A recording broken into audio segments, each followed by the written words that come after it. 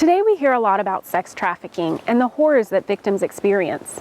The Christian church is today fighting this evil practice, but fighting sexual abuse is not a new thing for the body of Christ.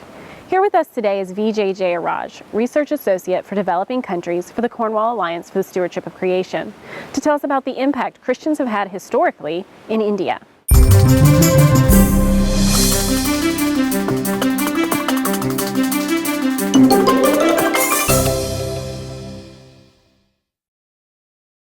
Vijay, can you tell us how Christianity has influenced India?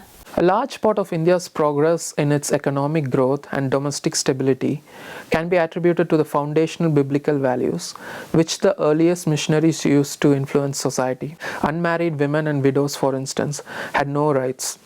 The Hindu religion stated that for a woman to be a good wife, she had to burn to death on the funeral pyre of her dead husband. This practice was called sati and literally meant good wife. This, of course, was a terrible practice and resulted in the painful death of many women. Another evil practice against women was the Devadasi tradition. Girls who were mostly young were dedicated to the temples, literally meaning they were married to a deity. These young girls were sexually exploited by priests and prominent men of the society. Basically, they were pimped out by the priest and became sex slaves for the community. In addition to these practices, Hinduism created a strong caste system, which was basically a legal class system. The top castes were the Brahmins and the bottom castes were the untouchables. Untouchables being a group of people who could not be a part of the society and who could literally not touch a person from a higher caste or their belongings. Christian influences completely eradicated both Sati and Devadasi system, but the caste system, although weakened, still exists today. One part of the caste system that was changed was the practice in some parts of the country where women were not allowed to wear shirts or any form of upper clothing. So wait, women just walked around with no clothes on? Yes, no clothes on from the waist above.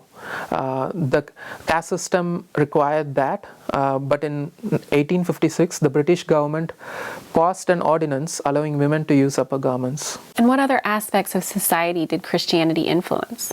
Other prominent influences of Christianity include the impact of biblical theology on the idea of Indian geography, India's linguistic revolution, the advent of the Indian press, education system in India, the Indian Renaissance of modern development, and Norman Borlaug's Green Revolution in agriculture, and even in India's modern infrastructure such as roads, rails, and ports.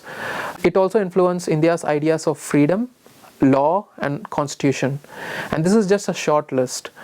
Christianity was also responsible for the Hindu Marriage Act, which made monogamous marriage between two individuals of opposite sex as a law of the land, as opposed to the polygamous system which was widely prevalent and legal in the Indian society.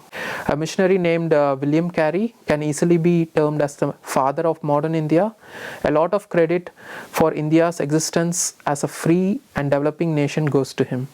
To learn more about the Cornwall Alliance for the Stewardship of Creation and our work in energy, development, poverty alleviation, and the environment, go to www.cornwallalliance.org and www.earthrisingblog.com. You can also learn more about biblical environmental stewardship by ordering our Resisting the Green Dragon book and DVD set, or our documentary, Where the Grass is Greener, Biblical Stewardship vs. Climate Alarmism, on our online store. You can also follow us on Facebook at Cornwall Alliance and Twitter at Cornwall Steward.